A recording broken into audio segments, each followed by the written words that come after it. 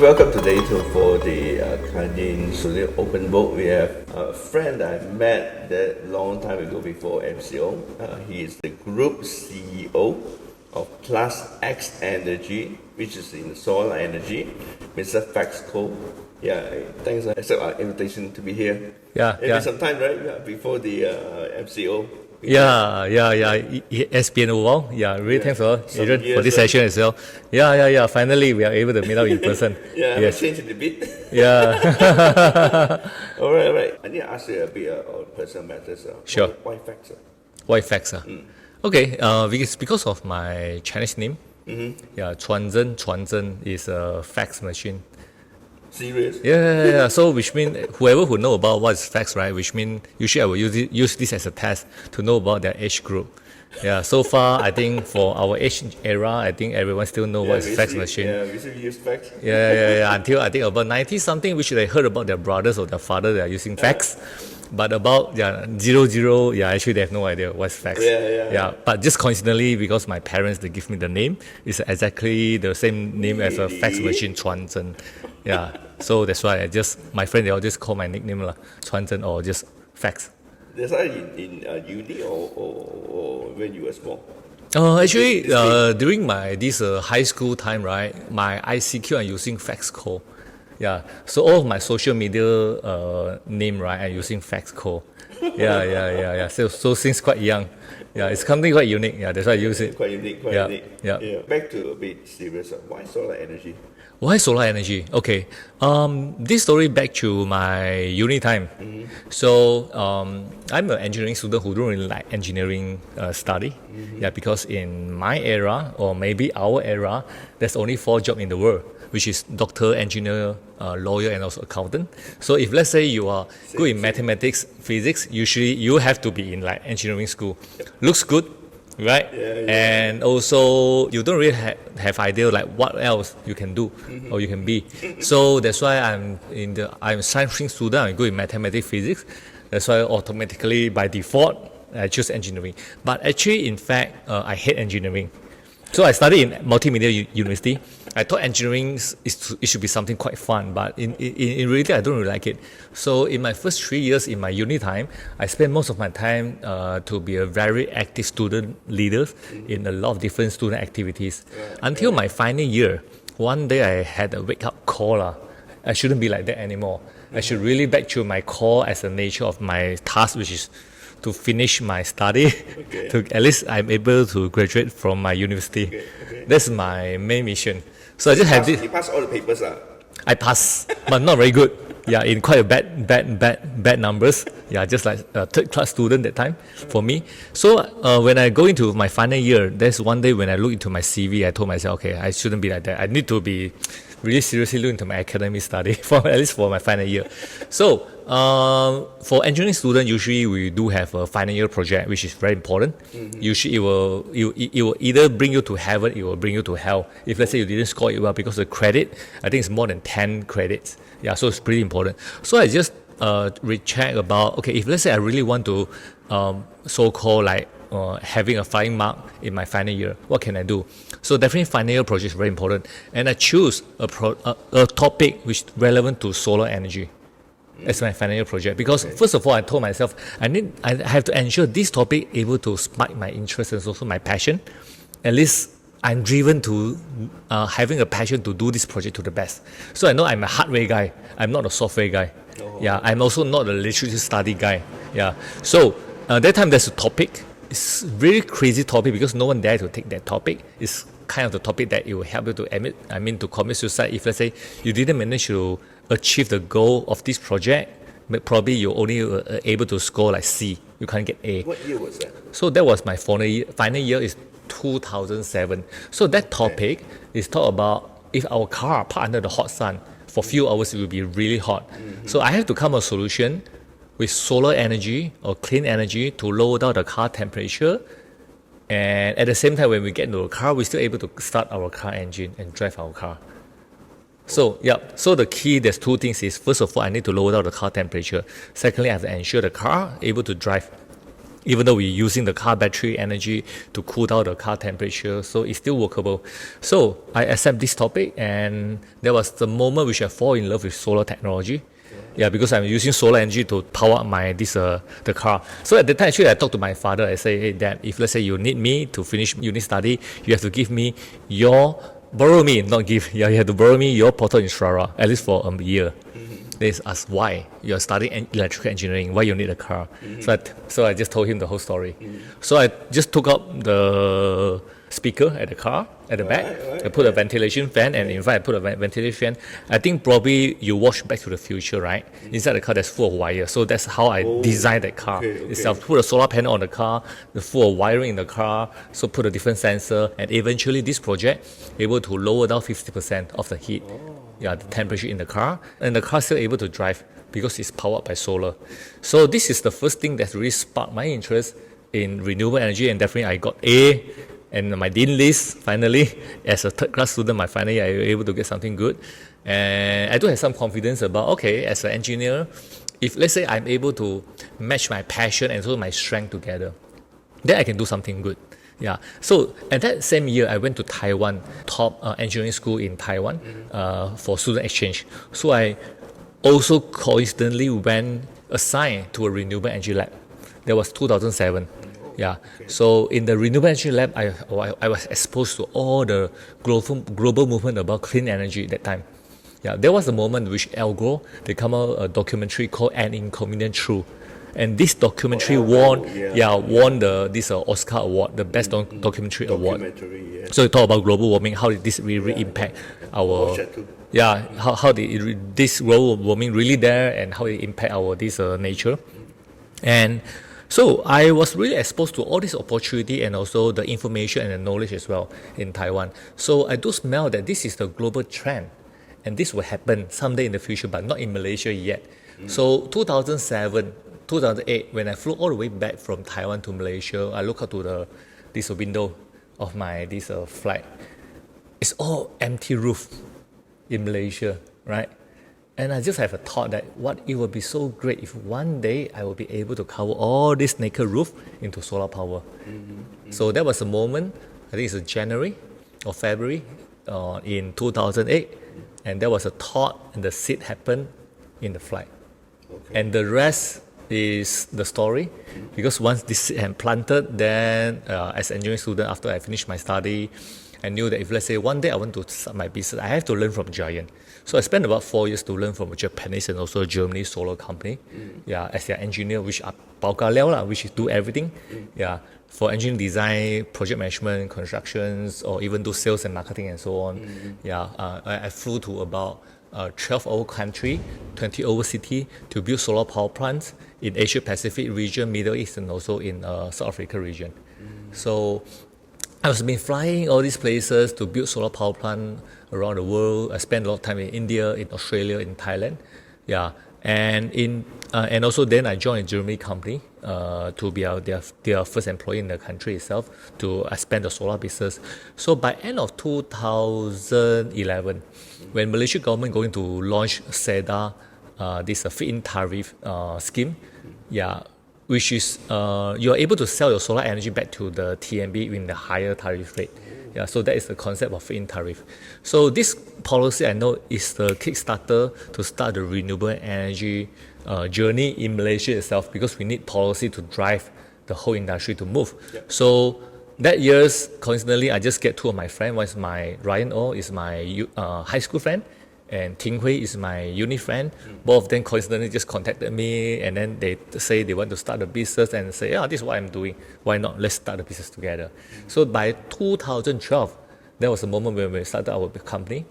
So from 2012 until today, it's about 12 years. This is our 12 years in the industry, which thanks a lot. I mean, Over 1 decade, not easy. Over a decade is not easy. There's a lot of reward as well, a lot of gain, and definitely we went through a lot of lesson, a lot of pain as well. But I think it's something quite fruitful, which I never regret, to start a business because I would say today we are one of the leading clean energy company in the country.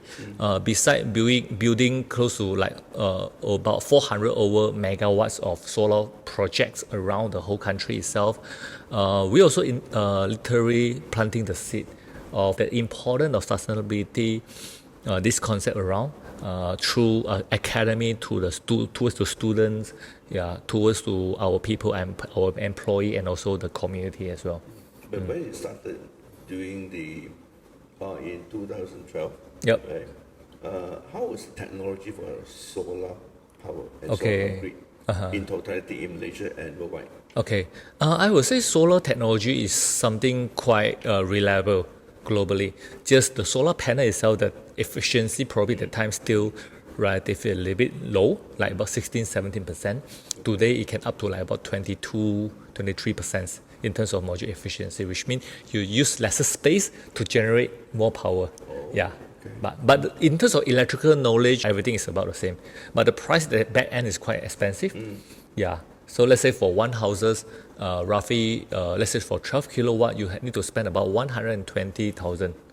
But today, just about 40,000. So that's a drop. Yeah, about 3 times. Yeah. So this remix solar, I would say, affordable today. Yeah. But in terms of the reliability, I would say globally that time, as long as you use it, it's always there. So we as a pioneer in the country, actually, we spend a lot of time to educate public. First of all is we need to build a really reliable system to make sure all of our clients, they have a good system and they are able to enjoy and harvest the energy from sun, able to achieve their payback period as a solar as an investment at that time or energy saving.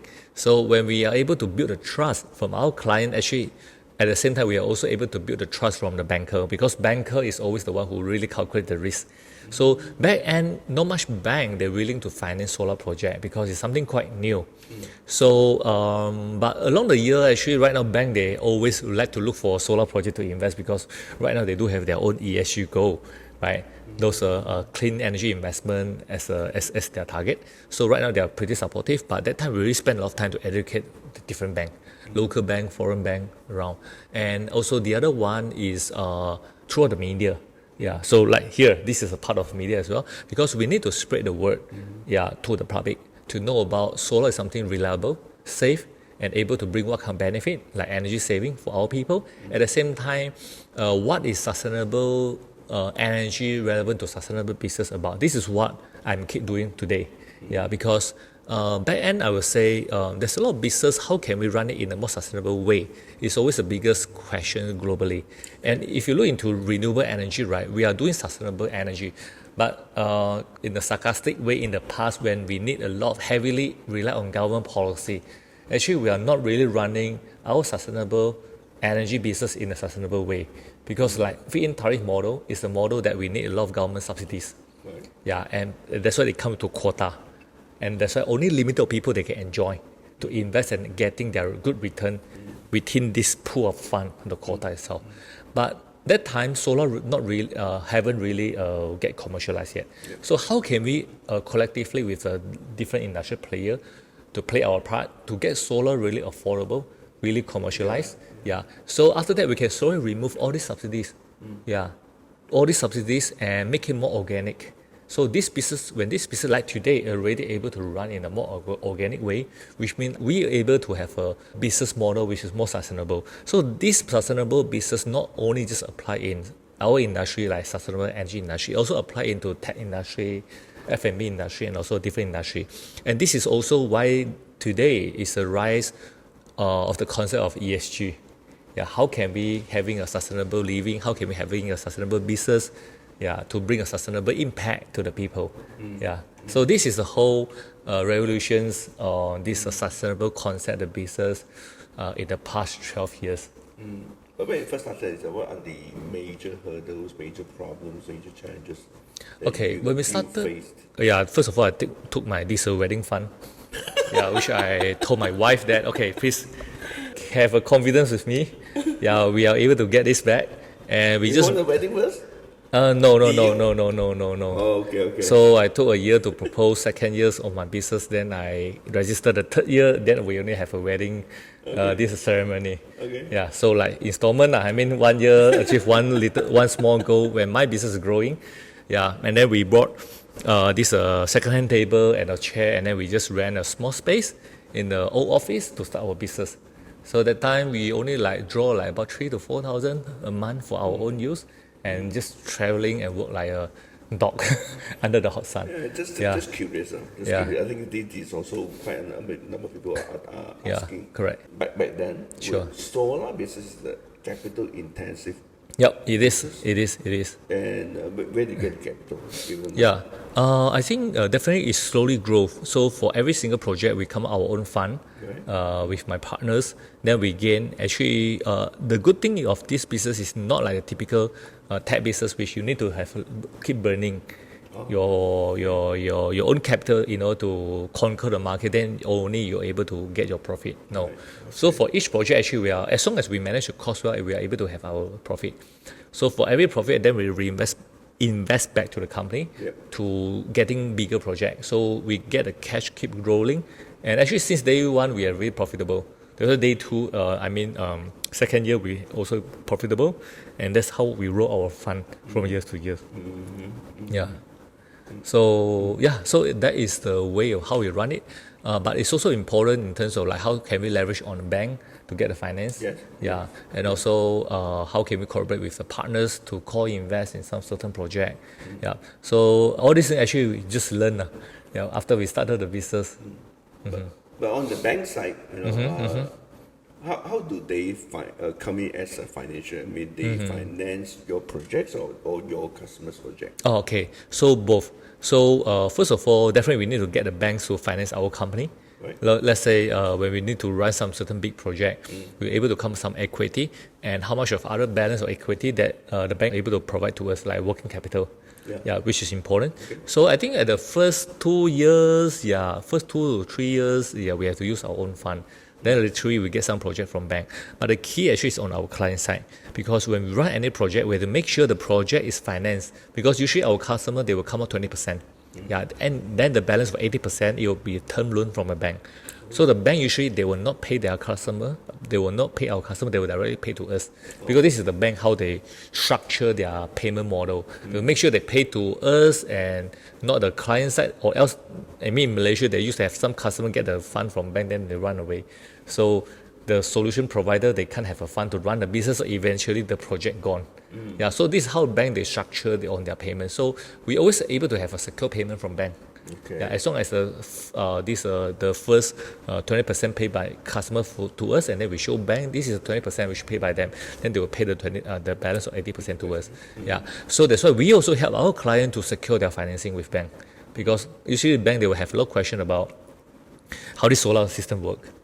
Yeah, would they one day have no sun, then how can they generate the power and all these questions.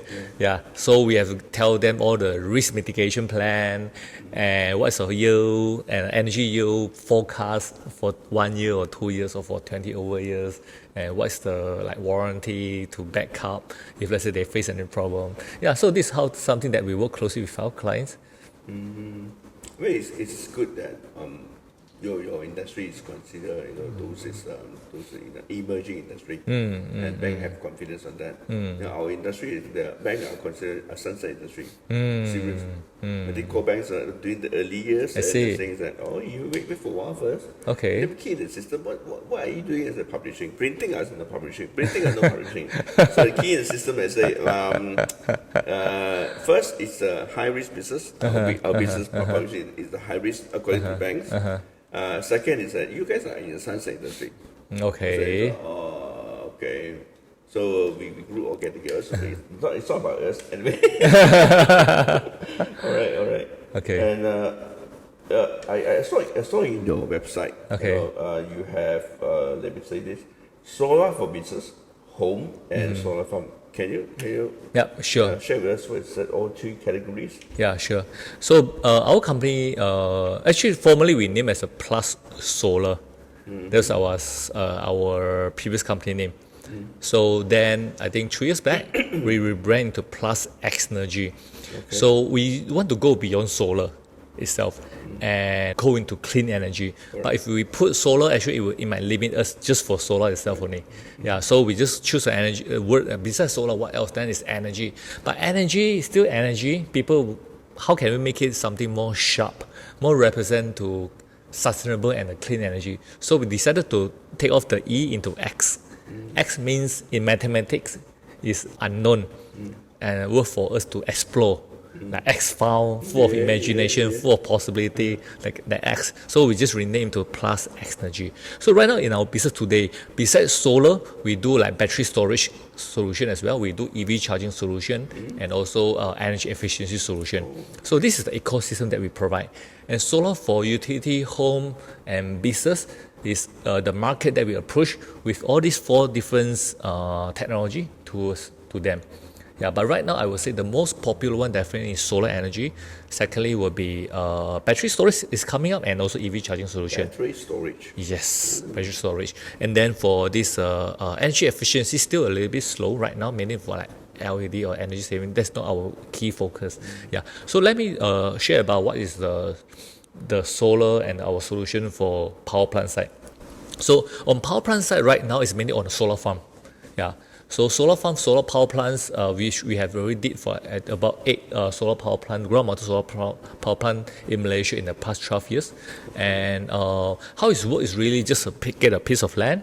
Yeah, usually it's a used land and there's no forest there. That's why we can use the land into like building a solar farm.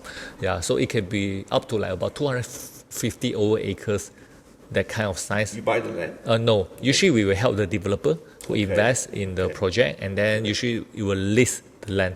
Yeah, yeah, it will be a leasing model. From the landowner? Yeah, from the landowner, yes. So the concept is we help them to develop the project, to secure the land, or it could be the land from them, and then we will design and build the whole solar system for them. And then this energy will sell to TNB. Yeah, because TNB will be the off-taker who are going to buy the energy. So usually the developer will sign about 21 years contract.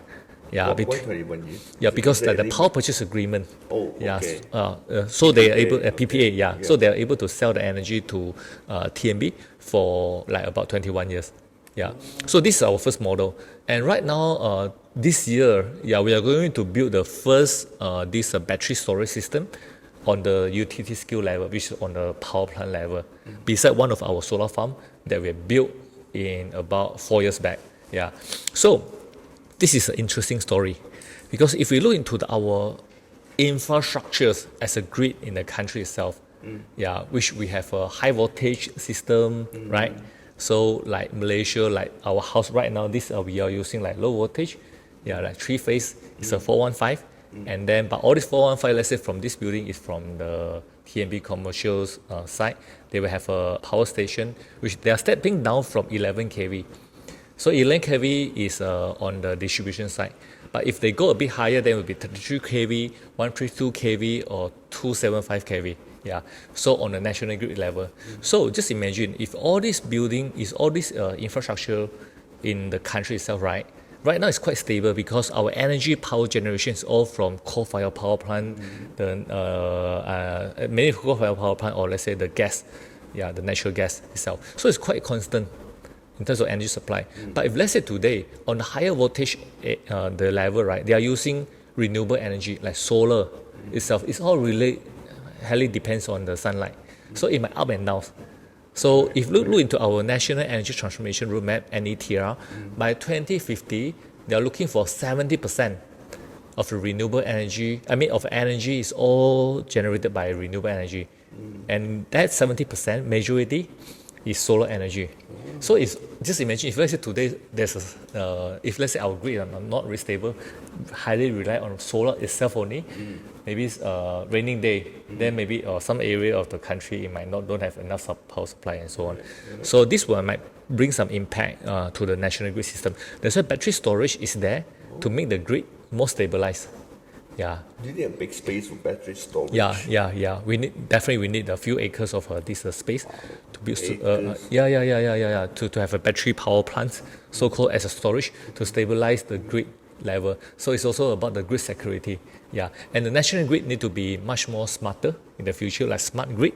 So in the future, we are able to know like, we have solar energy, have battery storage there. So where have more demand, where have a lower demand, daytime or nighttime. So they will be smart enough to regulate the whole demand and supply on the grid side.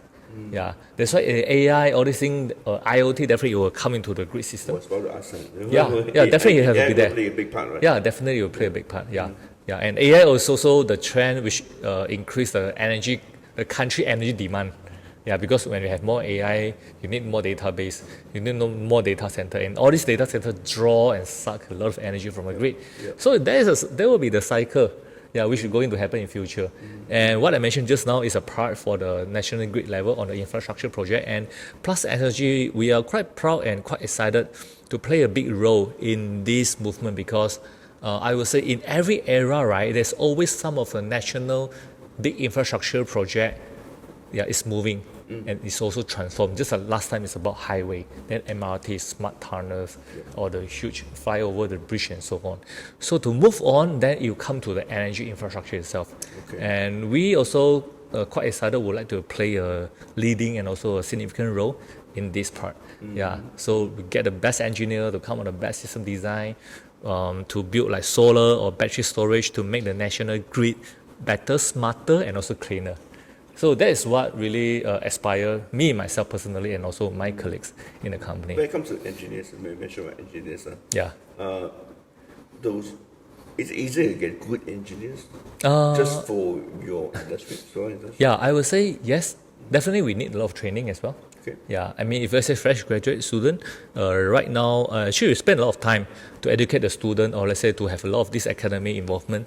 Yeah, and also to hunt and also to get the best student. So, for example, but at the same time, we're also giving back to the university. So we have like Plus Xnergy Academy, which we give free education to the academy students, like free workshop education about how can you design solar energy, because we found out in academies in world and also the industrial needs, sometimes there are some gap. So we need to be there to fill the gap. Yeah. So me myself also is an industry advisory panel for like Xiamen University in Malaysia itself. Yeah, and also like in this multimedia university MMU, which I studied from there before. Yeah, so we do have some of program to get the young and passionate this engineering student to join us. Yeah, so that's how we all having this talent pipeline to train our talent, and definitely internally we do have our this in-house academy to train our people. Yeah, because I think engineers, the best way to train is always get all the engineer hands dirty, go to the site, design system to do the actual real project. Yeah. So that's how we all get and train the engineers around. We also produce a lot of great engineers, yeah, for the country itself. Yeah, because after we do have people which get trained in our company, then they could like go to overseas to also in this industry, or they might like start out their own consulting firm or their business in this industry. Yep. So that's why, feel proud that we are able to play this as an education role, for this energy transformation movement in the country itself. You mentioned about there are quite a number of data companies. Oh yeah, right now a lot of them. Yes. Just share with us. I would say definitely we know about AI right now, like ChatGPT. Yep. Yeah, every one of us we are using it, and when we have more ChatGPT and also go into like graphic, like Sora right now is happening, and there's beside OpenAI, there's a lot of others these AI company around. Yeah, so all this AI, they need to process more data and information, especially if we go into graphic. Yeah, so which means graphic like Sora, like how they create the whole graphic by just giving them the instruction, they were able to come out the production video. It could be a video clip, like a movie as well in the future. Wow. And this is what's happening right now. Yeah, they're able to come out the whole animation. Yeah, the whole movie itself. Yeah, it's something quite amazing. But all this behind the scene, right? They need a lot of energy, and all this data center right now data center industry definitely is booming, and a lot of them they need to look for either a very cold country. Yeah, very cold country, because actually all these data centers they use a lot of energy and it's pretty hot, so they need a lot of aircon to cool down this data center, the temperature of this data center. So aircon is always need a lot of energy. So either they go to those four season country or some places like Norway, Norwegian, to have a really lower temperature. So they don't need to have more AC to lower down the temperature. Right. That's one way. Or the other way, actually, a lot of them, they move to Southeast Asia country, Why so? like Malaysia. It's because, first of all, the land definitely is much cheaper. And the energy cost here, to be frank, is also Malaysia. Is also cheaper than the rest of the world. Yeah, Malaysia, to be frank, yeah, it's pretty low. So, and also we do have talent here. We do have plenty of land here. The land cost is also cheaper. And right now, if you look into like Johor, they have one of this data center industrial park. Yeah, so actually Malaysia government is also playing a quite important role to attract all these data center to having established the data center in the country. So besides Malaysia, actually this happened throughout the whole world, not only Malaysia. Yeah, some other countries like Vietnam and so on, they all have this. Yeah, so the key is when we have more this data center, actually it will bring more demand to the energy. The load demand will be increased. Yeah, so definitely a lot of these data center, they need 100% power by renewable energy. So there will, a lot of them actually they are in this RE100 Renewable Energy 100 club. Yeah, so which means they have to make sure their power is all 100% powered by renewable energy. So it might not direct, it can be indirect, and then they will buy the renewable energy credit, yeah, to offset their CO2 emissions. Yeah, so this is a part of their movement. So that's why when all this come to Malaysia, definitely they need more energy demand, and energy demand will increase, and a lot of them actually need renewable energy to offset their CO2 emissions. Okay. Yeah, so that's why this is all the I would say the whole global trend and also the background because of sustainability is there, AI is there, yeah, and then they need more demand. And right now, one of the trends is also EV. Yeah, when we know like a lot of countries in Europe, they are aiming for by 2030, they want to have all EV on the road. So if we talk about the bigger picture, right, in the transportation industry, those vehicles on the road, I would say today it's a lot. Definitely it's all rely on this petroleum. So if you look into the whole CO2 emissions globally, 60% CO2 emissions is all from building, 40% is from transportation. Yeah, so it's a lot. Yeah, so that's why if you look it's building slightly more, and then transportation is like 40%. Yeah, so just imagine if let's say 40% of this transportation, let's say half of it, 20%, is all turned into EV. Yeah, can be truck, can be car, can be any vehicle, all turned into EV. Definitely our energy grid demand will increase as well. So if you look into the energy demand, the grid itself, that's why I would say on this solution for power plant level, for utility level, is something quite excites us because you're able to see more battery storage, stabilize the grid, yeah, and also like renewable energy around, and how can all this mix around to make the grid smarter, and also at least we are able to attract more foreign investors to Malaysia, like build like their factory here or this data center here as well.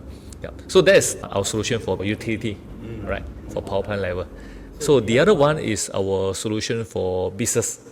So today most of the business, they are having pain and also gain at the same time. That how we can help them to resolve their pain and also for them to accelerate, for them to have more gain in their business through renewable energy, through clean energy.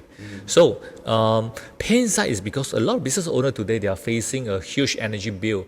If you look into a factory owners, usually they have top three expenses in their P&L. First is manpower, second is raw material, and the third one is a TNB bill. And if you look into TNB bill in the past 3 years, right, never ended, it's keep increasing. The ICPT charges is also increased a lot. So they are all facing this, so this all eaten up in their P&L. Yeah. So that's why they need renewable energy, like solar definitely is the most effective one, able to immediately bring the result for them. Yeah. So at the same time, the other one could be battery storage. Right now, we also start to working on the battery storage for factory itself. Let me try a bit. But for SMEs, to invest in renewable solar energy, then their capex will be quite high, okay. Right? I will come across this how later. you solve that? Yeah. So we have this affordable. Okay, in order to make the energy, like our company, the mission itself is to accelerate transition into clean energy. So the acceleration into clean energy itself, besides technology, financial, this commercial offer is pretty important. So that's why we have this zero capex model, which we have launched. Which we have launched like about 2 years back. Which is but we look into some certain size like 500 kilowatt and above. Let's say factory itself. If let's say they don't want to come out any single upfront cost, then we will finance it, and then we will sell the energy to them, and then the selling rate is based on a tariff rate, and this tariff rate is about 20 to 30% cheaper compared with TNB tariff rate. So we are just like TNB, which we are selling energy to them, which is cleaner, cheaper. So then they just having like monthly payment to us. So which means this is our zero capex model. Which we are having a joint venture company with this listed company called Zhen. Zhen is an oil and gas company which is listed in Busan. They're also the biggest CPO who are driving the EV car charging system in the country. So that's how we also involved in the EV charging infra project. So for factory itself, right, back to it is when they have zero capex model, if let's say they don't want to come out any single upfront cost, and we have another model is our purchase model, which they just buy. So how this works is they just come out 20% from bank. They are able to get the financing of the term loan from bank, and the bank will finance the rest of 80% for them. And usually this period, right, financing period can be about 10 years or 15 years, up to how they talk to the bank. And at the same time, they are able to enjoy green investment tax allowance, which they are able to deduct from their tax from their profit. As long as the company is making profit, they are able to deduct it. So right now, based on our calculation, they are able to pay back for their solar system. Last time, when I started the business, it's about 8 years for your payback period, or 7 years. Then it dropped to 5 years, 4 years, and today, just about 2 years plus, they were able to break even, and which means on the 3rd years or the 4th years onward until 25th years, they are able to enjoy free energy from that X% of energy saving from solar. For that, close to like 25 years? Actually it can be beyond 25 years. So a solar system, here's some of the knowledge of solar system. It will able to run up to like 30 to 40 years in terms of their lifespan. Just their power, they will drop from years to years, like about 0.3 to 0.5%. So all of these solar panel manufacturers out there, they will give a power output guarantee, which is up to 25 years. And on the 25th years, they will guarantee at least you will still have more than 80% of your generation. That's why when we talk about the investment plan with our client, we always use 25 years as the whole life cycle to calculate, because this is something that you're able to mitigate the risk from the solar power, solar panel manufacturers.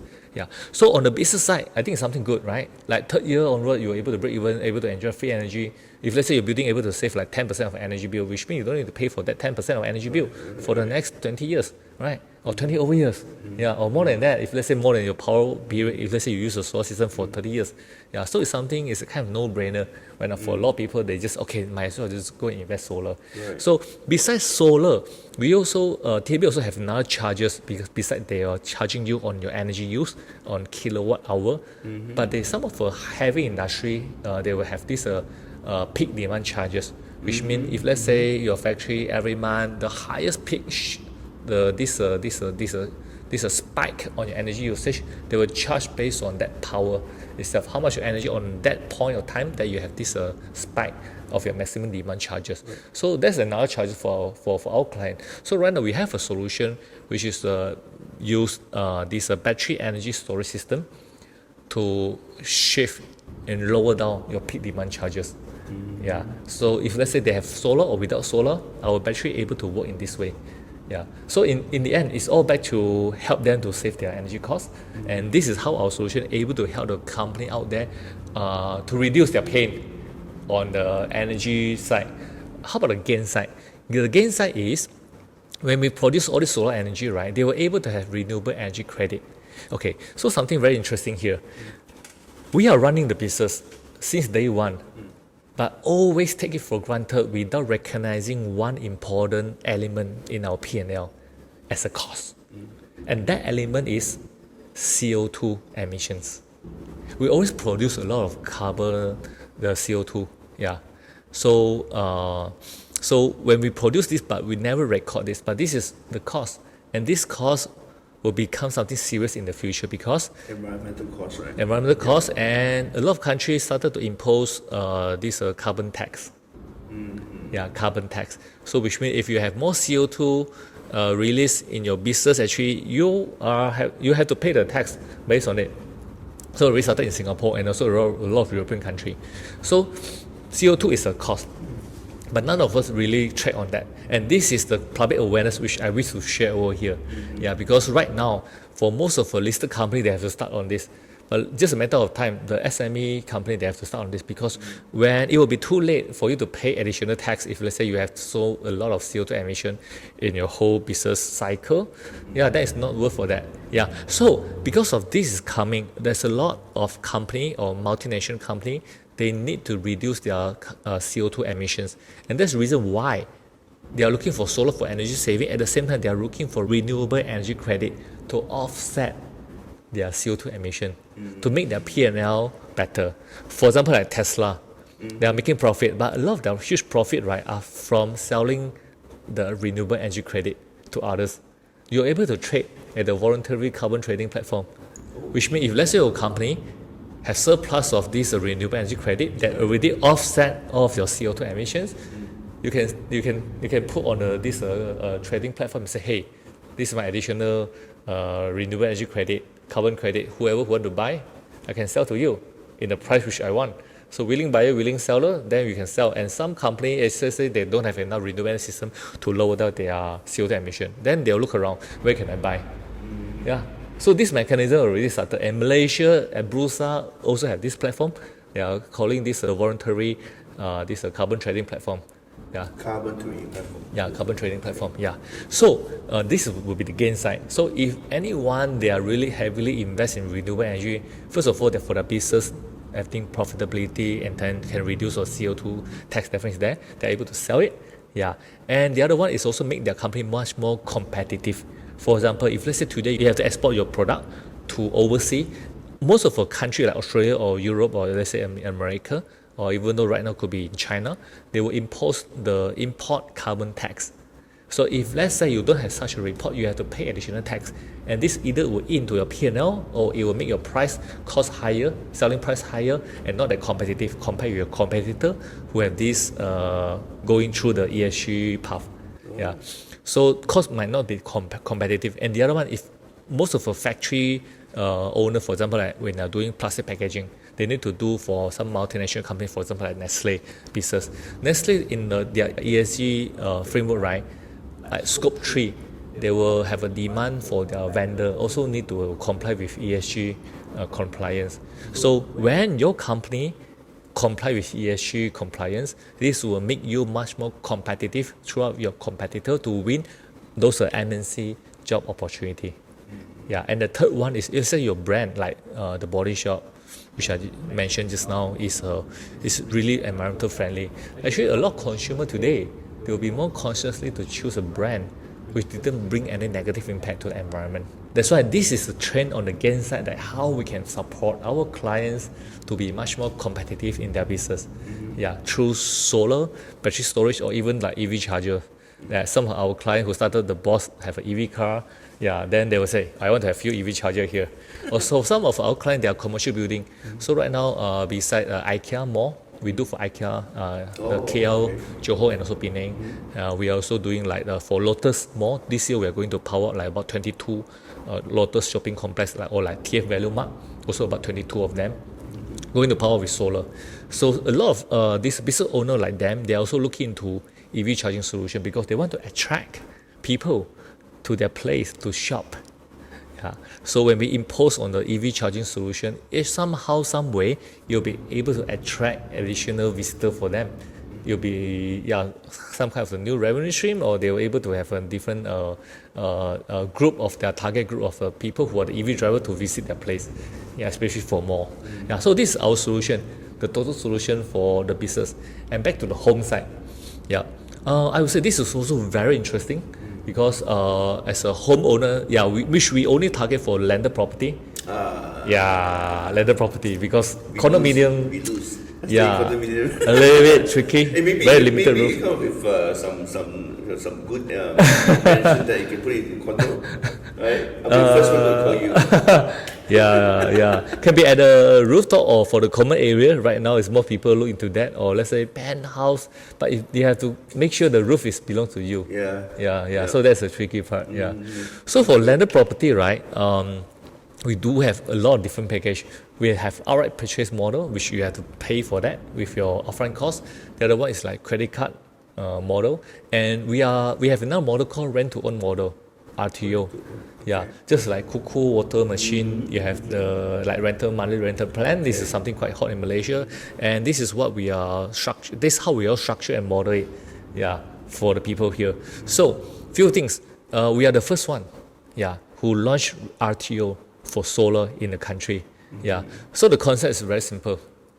Because when we think about solar, we need to have huge upfront cost. And something which is quite sarcastic is, I need to save my monthly energy bill, but I need to fork out an upfront cost. It doesn't make sense, right? Yeah. So how can I get the tools for me to really lower down to make solar really affordable? I can go for credit card plan, installment plan, but this will eat into my own credit limit itself. Yeah. So RTO model is something which we come out in 2 years back. This will not eat into their credit limit. And how this works is, which is every month. Let's say you have to pay for 500 ringgit for your TNB bill, all right? So after install solar, usually you will be able to save up to 90% of your energy bill. So 500 ringgit, when you deduct 90%, you just need to pay like about 50 ringgit. Yeah, which means the balance of 450 ringgit, you're able to save it. But today, when you don't have upfront cost to enjoy solar, which means this saving is not there. Your monthly commitment for 450 will be there every month. So might as well, you rent a solar. So you just maybe top up a little bit, 400 something. Yeah, right now we have some promotion, 400 something, which means your monthly cash flow is about the same. But after 7 years, because we have this rental plan for 5 years and 7 years, you are able to own the solar system. Yeah, and then your monthly commitment is the same. So might as well you pay for TME, might as well you pay to rent your solar system, to pay for it, and then you are able to have free energy from 6 years onward or from 8 years onward based on the plan, whichever the plan they will take, up to 25 years. Yeah. So that is how you make cash flow as a main concern for most of the Malaysian there. Yeah, able to have rent to own. At the same time, for rental model, we will also be there to provide service. Insurance, we are giving insurance for years of insurance to protect this for any problem for them, and also the services, like cleaning panels, do the checking of system performance and so on. Theoretically, maintenance jobs. Yeah. So this is how we all work for our client, and I would say it's something, quite popular right now because everyone, they just want to have something more affordable, and that's why we have this affordable model for B2B. And also for the B2C side. And battery storage, it will be there, but it won't be. We have done for some of battery storage, even though for my house I do have this battery storage as well. But I wouldn't say right now it's the mainstream market yet. But I think right now it's the best moment to have solar for home. Why? If you look into last year, as long as you are, our government, very interestingly, that's how they classify for T20. As long as your monthly TNB bill is more than 700 ringgit, they consider as a T20. So they will remove your subsidies. And start from this year onward, it will be 200 ringgit. They will remove your subsidies. That's why for everyone, whoever their bills more than 200 ringgit, actually they have to pay more. Because if you look into a TNB bill, there's one corner they will mention, your TNB bill is subsidized by government. If without the subsidies, you have to pay extra of how much. You were able to see, like normally, let's say you are paid for 200 without subsidies, maybe you have to pay for 300. So this mentioned there. So with solar, definitely you are able to enjoy this. And just yesterday itself, our DPM, the Deputy Prime Minister, and also the Energy Minister, he did mention Fadila. He did mention about right now for anyone started on 1st of April 2024 this year, who apply for solar, they were able to have this gain or rebate of a fund of maximum up to 4,000 ringgit. Is that like 4,000 ringgit? Yeah. The detail I'm still like finding out. Cashback kind of thing? Something like cashback from government. Okay. But detail we are still finding because they just launched this yesterday. So it's, I think, for all the rakyat. So we have affordable system. you don't need to come out a huge upfront cost, and then at the same time you're still able to have up to 4,000 ringgit of your this undong lah. It's good. Yeah, it's all based on how many kilowatt hour AC that you apply. Maximum can up to 4,000 ringgit, which is good. Yeah, which is good. Yeah. So actually, this is a government initiative to make solar really affordable for people. Yeah. So this on the solar side. So at the same time, right now for home, right, besides solar, we also like battery, some. But I think EV charger is something quite hot right now. Yeah, because there's a lot of EV user today. And actually, I also strongly recommend the people, the public, to go for EV car. So let me ask you the question. Yeah, sure. There are some people saying that EV cars will not be staying long. This is a trend. Some are saying that EV here to stay. Okay. So he's saying the EV cars will be here to stay. Okay. For me, definitely it will be there and staying. Because I heard about this in solar in about 20 years ago. Okay. Or 10 years back. People, they don't think solar will be there. Okay. It's just a trend. Okay. Yeah. But for me, in energy industry, as long as you are there, usually it will be there. And if you look into EV, right, global demand, especially like this carbon neutrality goal or net zero goal, definitely EV will be there. And from time being, some other technology to replace EV, to make the transportation really clean, haven't really matured and commercialized yet. And EV is the most matured one. And EV car with energy electric vehicle plus AI, it will unleash a lot of potential for car. Like autonomous, all this have to come from EV, not the normal car. Yeah, and the good things of EV, right now definitely is still in the early beginning stage. That's why the price could be a bit pricey. Definitely government, they have this tax incentive.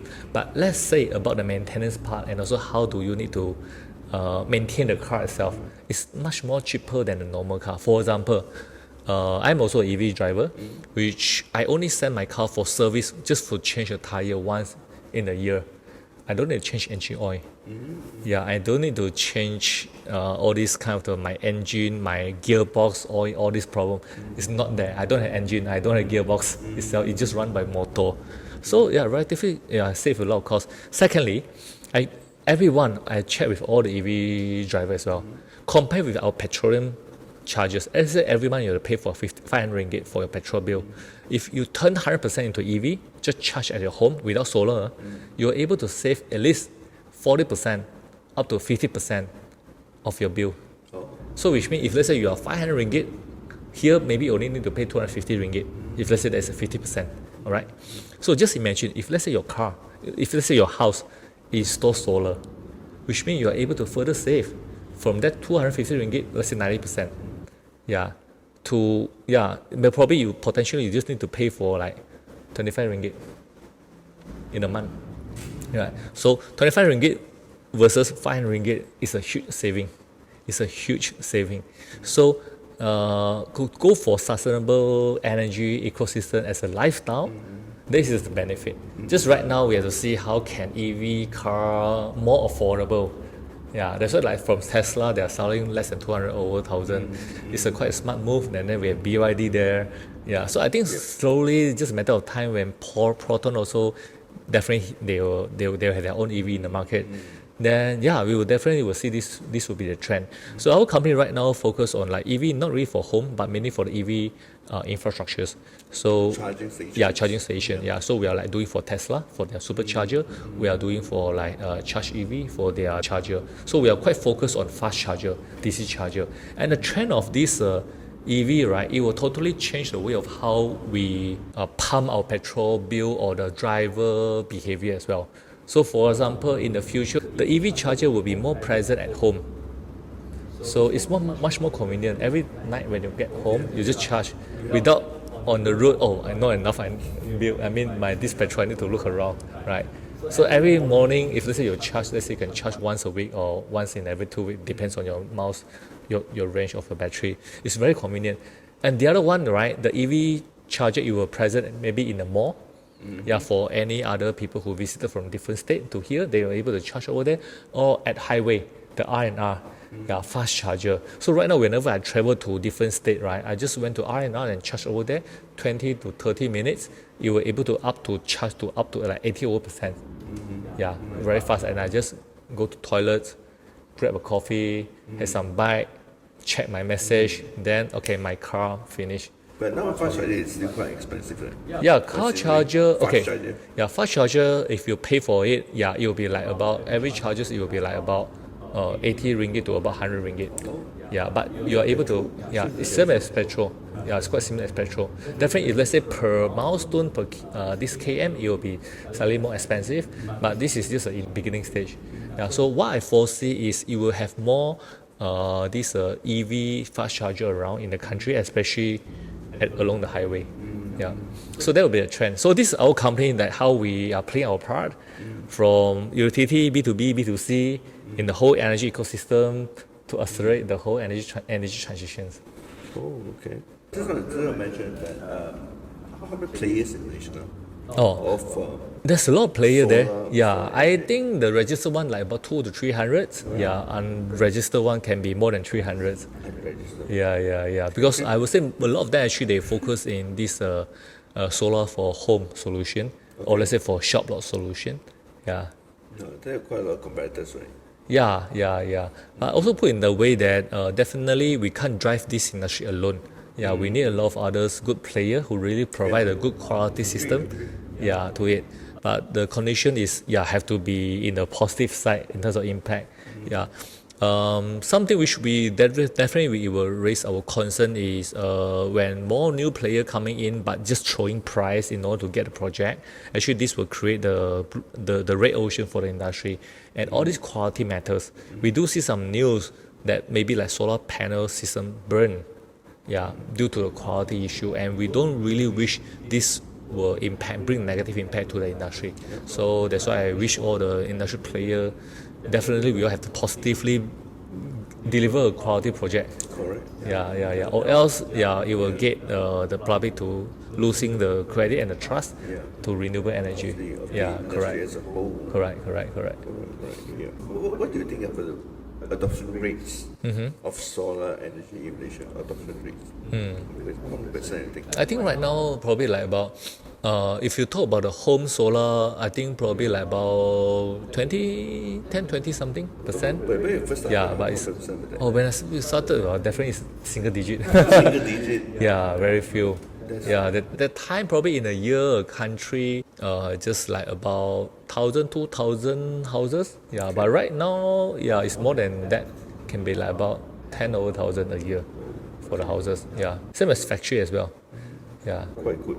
What's the plans moving forward for the company? Okay, so definitely the plan, as what I mentioned, is further expand on our this ecosystem in this providing a clean energy part from solar, battery storage, and also EV charging solution, especially mainly on the national, the grid level. Yeah, because in order to achieve 70% by 2050, which 70% energy powered by renewable energy for the country, we need a lot more clean energy around. Yeah. So at the same time, we also open to have some of this regional expansion. Like recently, we are going to complete a project in Indonesia. Yeah. So like in Southeast Asia, actually the country like Philippines, Malaysia, actually is the most popular in the country and more aggressive into solar energy. Oh, Yeah. Philippines. Yeah, Philippines. Yeah, Malaysia. Any particular reason the Philippines adoption Because rates is I quite think quick? Philippines, their energy tariff rate, right, is the highest in the region. It's really expensive. Yeah, that's why they have already started renewable energy quite I think few years later than Malaysia. But throughout this year actually they are still pretty active. The renewable energy market over there is because the electricity bill is very high. Yeah, it's much higher than Malaysia. Yeah, Malaysia not the high. That's why I would say still like about slow and steady in the past. But right now we can feel the government, the current government, they really push and drive a lot of effort on that. That's why right now Malaysia I would say is pretty aggressive. Your company started in 2012. Yeah, correct. Right, and you have about 300 staff now. 200. 200. Yeah. So what's the management philosophy behind that? Your management philosophy. Oh, okay. I would say we hire and also we recruit for the like-minded people, which is culture fit is very important for us. Yeah, because as long as you are able to have a really good cultural fit, which means the frequency, the element is all same, then we can able to get the people which align with the same purpose, same mission, and also same vision of company, and also the way of how we run the business with integrity, with passion, with some of certain value that we had. Yeah, it will be more aligned. So this is important. So the first is when we have all these right people, same like-minded people together, then is how can I really grow them? Yeah, how can I really create this company as a platform for them able to find what's their strength and able to fly from here. Yeah, so like benefiting others, benefiting our 3C. I always mention that we have to be here. This is the mission of the company. So we are here to accelerate transition into clean energy and positively impact people and environment.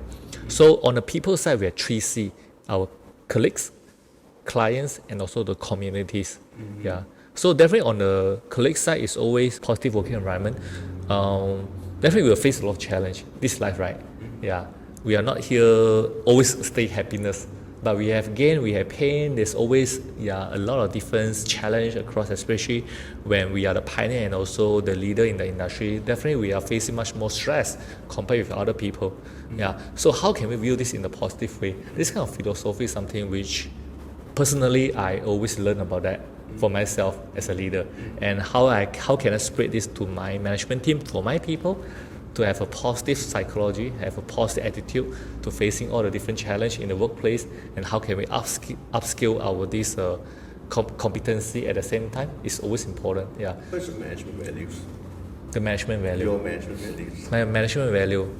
For my management value, I would say is always okay. So my calling is I want to create a place, a platform that I will able to impact lives. Yeah. So it's all about when we mention about impacts life, right? Is how can we benefit others? Yeah. So I'm looking for a manager or people like who have a leadership skill, but it's about serving the community. It's about serving the people. It's about serving our customer with integrity. Yeah, definitely I need the aggressiveness there. I need someone who have passion, who have hunger, who like to drive this, because when you're driving this as a revolutionize the energy industry, right? Without passion, without hunger, right? We can't be there. Without demand for excellence, we won't be there. But at the same time, we need to really doing this, think about win-win situation. Yeah, how can we benefit others? Benefiting others, which is important because we are already in the industry and also business, which is, I would say, quite positive in terms of the impact itself. So we have to do this with philosophy on the people as well. Yeah. So I would demand my management team to, as a leader, are they really serving the people, grooming the people, coaching the people as a top priority? And eventually when our people able to have this skill, they will spread this positiveness, energy to our client as well. Yeah. So this is a positive energy cycle that how we are going to passing on from my side to my management and from my management to people. Yeah. So I also keep mentioning about this, which is life will be boring if we just create another company for just making profit itself. That's it. And when people go to the office, the company itself just from Monday to Friday, from morning 8 to 6, yeah, without soul, yeah, without passion. So definitely we can't guarantee assure, even though our company, 100% of them, they always come with passion. No, but this is a philosophy which I want to stand, to hold it strong. Yeah, to make our people here, to have this mission together. Yeah, to keep the things alive, to keep the work fun, to keep the work have more meaning into that. And this is also very important because I would say today we have already across in the era that we don't want to do something just sake of doing that, just like your podcast and your studio and your business. Yeah, there's always a lot of meaning behind. And this is also something that I keep on finding the meaning for me, for my people. And I also listen to my team, for my people. What is the meaning? Why you are here? We just did one of management retreat and asked about, we are right now just like recrafting our this mission, vision, and also our core value. Just get every one of them to put why they like these organizations. There will come up plenty of them. And then we just ask them to keep dropping. When you flip a paper, you have to drop few. Flip a table, you have to drop another 50%. So they can come up like 20. Why they love this company? Because of what value? So when this paper keep flipping, there's a lot of debate among our people, among our managers, and they only able to hold two. Hold two till the last. So this two is something that if I drop this two, I won't be staying in this company, or I'm not leaving me in my core. That's how we call core value. So when I collectively to have this about 12 of this core value, recently we just like merge it into our new core value, and I'm going to launch to my team very soon. And this is the value that drives the meaning and the purpose of why we are here, and what makes us different from others. But the key is, are we really living to what we believe in? And this belief, right, is super strong, because we know in our life or in the business world there's a lot of up and downs. But what keeps us up there is always all this belief that keep us there. All this passion or the purpose keep us there. So that's why without this meaning, we'll be just like another company or keep making money itself. That's why I like to always talk about this in a lot of those ESG conference. Is in the past we talk about P&L for profit and loss, which is important. Today we still have to keep this, but today this P&L also have to evolve into the purpose and love. And I mentioned about love is about care, about respect, about how can we serve the community, how can we bring the benefit to others. And that purpose is what we mentioned, about the philosophy, about the vision, about the mission. So I wish our company, this purpose, able to, everyone have their own purpose of their life. Some of them they don't have, some of them they have it. So I wish this would be a platform able to help them to find their second day. And also because we have 2 days which is important in our life. The first day is the day that we're born, right? The second day is the day that we know that we found our purpose. So if every one of them they are able to find their second day over here and somehow align to company vision mission, then it's good. Collectively, the organization will be really, really strong on that. And also the services, I always believe on this is the services, when we have all this philosophy there to back us up, right? The services that what we deliver to our clients also different. The working attitude, the culture is also very different. And this is a formless part that we can't really hardly to see, but it's always a key driver. But this will be the hardest part, right? Form the company. It's the hardest part. It's really hard, but worth for us as a leader to spend our time and focus on this. So for now, how much time do you spend, advocating, talking to your own colleagues and stuff nowadays? I would say almost like 70%. There is like 30% which I spend time out there with our clients. But the rest, is internal. 70%. Like through town hall, through makan teh-tarik session or one-on-one session. So it's a reverse kind of thing. When you first start a company, you have to spend like 70-80% of the time outside. Right? So correct. But the partners are still with you. Still there. 3 partners. Still together. Okay, share with me about because it's very hard for me. It's very hard, and I know is that to have friends, together in the business. Correct. How do you overcome that? Okay. I would say when we run an organization, there's a very important thing is we all have to always drive a business based on the purpose. So I would like to position our company as a principle-based organization. Principle-based organization is because if let's say I go in my way, I'm just a normal human. I could make mistake. You can be your own mistake. I could have my own good time, which I make good decision. But sometimes when I'm bad, I will make a bad mistake. So just follow a person itself, you might get the things wrong. So we all have to back to the value, have to back to the principle. So even though like 3 of us, right, when we make any decision, it's all back to the value, back to the principle to make the decisions. So this value and principle guide also protect our friendship. Because when we have any conflict, we're back to here. What is the purpose and what is the principle that we hold it strong? So when we use a principle there, right, you'll be just like a judge to tell, what is most suitable right now for us to do. So when we stick on that, I mean, we won't be like super ego, like fighting each other. Then you're wrong. then we learn. Then we learn from each other from here. Because whether we're doing good, right, not just for ourselves, but for the company, for the organizations. So getting by principle is very important. So this also protects us as a friendship. So we have to accept up to some certain point of life, each of us, we have our different life path. When we get married or your kids, or family matters, you might have a different way to pursue your future. Priorities different. Priority different. So we have to learn to accept it, and let's see what we can do to the best. For a different role or having a different hat. Interesting, very interesting. Hey, I think we need another podcast. You share your exciting journey, and one day I'm going to visit your company. Sure. What is going to be 300 stuff like? Hey, thanks. Thank you so much.